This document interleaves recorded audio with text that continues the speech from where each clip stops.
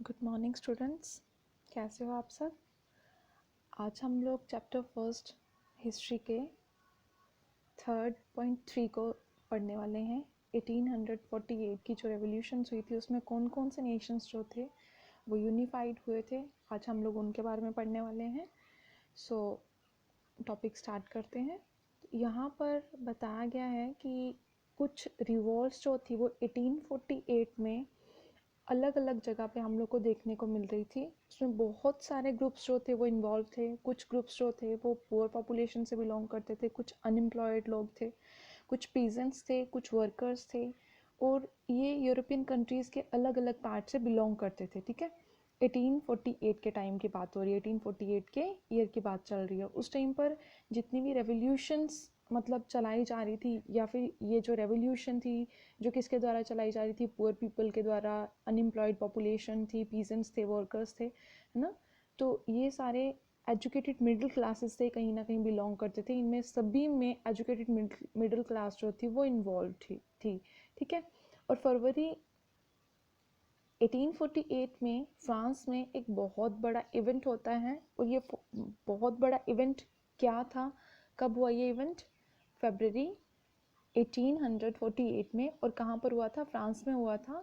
वहाँ का एक मोनार्क था, ठीक है, और उस मोनार्क को बोला गया कि अब आप लोगों को क्या करना है, आप अपना ये जो आपका राइन है उसे छोड़ दीजिए, या इसे मतलब इस पद से हट जाइए। दैट मीन्स कि आप रिज़ाइन दे दो या कुछ भी। ठीक है, तो हम क्या करेंगे, ये जो हमारी रिपब्लिक है, मतलब हमारी जो इंडिपेंडेंट गवर्नमेंट है, जिसके पास क्या है, यूनिवर्सल मेल सफरेज है। मतलब मैंने आप लोगों को लास्ट लेक्चर में बताया था कि जो अबव 21 एज के लोग हैं वो क्या कर सकते थे, स्पेशली कौन लोग? Only mail population of that area. ठीक है, मेल पॉपुलेशन जो भी थी वो क्या कर सकती थी, वो वोट कर सकती थी, मतलब दे हैव सफरेज राइट। ठीक है, राइट टू वोट उनके पास था। फिर उसके बाद यहाँ पर एक और चीज़ बताई गई है कि ये जो यूरोपियन पार्ट्स थे, मतलब कुछ और पार्ट्स भी थे यूरोप के, जिनको अभी तक इंडिपेंडेंट नेशन जो था वो डिक्लेयर नहीं किया गया था। वो अभी भी किसी के कंट्रोल में थे, या फिर वो अभी भी मतलब इंडिपेंडेंस की डिमांड कर रहे थे, स्ट्रगल कर रहे थे। वो कौन कौन से नेशंस थे? They are Germany, Italy, Poland, Austro Hungary.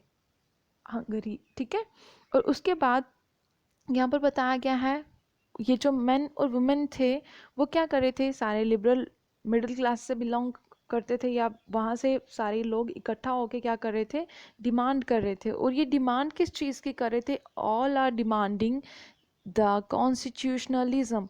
और वो चाहते थे कि हम लोगों की जो गवर्नेंस हो वो किसके द्वारा चलाई जाए, एक पर्टिकुलर कॉन्स्टिट्यूशन के द्वारा चलाई जाए, जिसमें सेट ऑफ प्रिंसिपल्स होते हैं। क्या होते हैं? जिसमें सेट ऑफ प्रिंसिपल्स होते हैं, जिनके अकॉर्डिंगली क्या किया जाता है, जिनके अकॉर्डिंगली गवर्नमेंट को रन किया जाता है। ठीक है, फिर उसके बाद यहाँ पर बताया गया कि ये कॉन्स्टिट्यूशन की डिमांड क्यों कर रहे थे। वैसे कॉन्स्टिट्यूशन की डिमांड करी जा रही थी ताकि कुछ rules and regulations written form में या अनरिटन फॉर्म में मिल जाएं, जिससे हम लोग अपने नेशन को क्या कर सकें, यूनिफाई कर सके। दैट मीन्स हम लोग पूरे कंट्री को एकजुट कर सके। और सबसे बड़ी बात ये थी कि उनको ये मतलब कहने का मतलब ये है कि एक फ़ायदा भी हो रहा था कि पॉपुलेशन जो है वो डे बाय डे क्या होती जा रही है, इंक्रीज़ होती जा रही है, और साथ ही साथ ज़्यादा से ज़्यादा लोग जो हैं वो इस चीज़ के लिए डिमांड कर रहे हैं। किस चीज़ की डिमांड कर रहे हैं? Creation of a nation state on parliamentary principles. मतलब कि वो चाहते थे कि ये जो डिमांड है, किसकी डिमांड जो है, पॉपुलर डिमांड जो है वो डे बाय डे इंक्रीज़ हो रही है। किसकी डिमांड इंक्रीज़ हो रही है? नेशन स्टेट को फॉर्म करने की। और कौन सी नेशन स्टेट को फॉर्म करने की डिमांड कर रहे थे? वो कोई मोनार्कियल गवर्नमेंट की डिमांड नहीं कर रहे थे, वो पार्लियामेंट्री प्रिंसिपल्स के अकॉर्डिंगली गवर्न करने वाली गवर्नमेंट को चलाने की बात कर रहे थे, जो एक पर्टिकुलर कॉन्स्टिट्यूशन बनाएगी पहले, और उसके बाद ही उसको मतलब सिटीजन्स पर इम्पोज किया जाएगा, जिसमें फ्रीडम ऑफ प्रेस की बात होगी, फ्रीडम ऑफ एसोसिएशन होगी। ये सारी चीज़ें जो होंगी वो पार्लियामेंट्री सेटअप गवर्नमेंट में ही हो सकती हैं, अदरवाइज ऐसे मोनार्कियल गवर्नेंस में बिल्कुल भी नहीं होती हैं। इसलिए सब लोग जो थे वो डिमांड कर रहे थे। क्लियर है? देन उसके बाद यहाँ पर बताया गया कि जर्मन रीजन्स जो थे वहाँ पर बहुत सारी मतलब जर्मनी की बात हो रही है, तो यहाँ पर बहुत सारे नंबरिंग में पॉलिटिकल एसोसिएशंस फॉर्म करेंगे, मतलब बहुत सारी ऐसे पॉलिटिकल ग्रुप्स फॉर्म करेंगे जिनके मेंबर्स जो थे वो कहाँ से बिलोंग करते, मिडिल क्लास प्रोफेशनल्स थे, बिजनेसमैन थे। बिजनेसमैन हम लोग ये नहीं बोल सकते कि बहुत बड़ी बड़ी इंडस्ट्रीज थी वो वाले बिजनेसमैन, ये स्मॉल स्केल इंडस्ट्रीज जो रन करते थे वो बिजनेसमैन थे।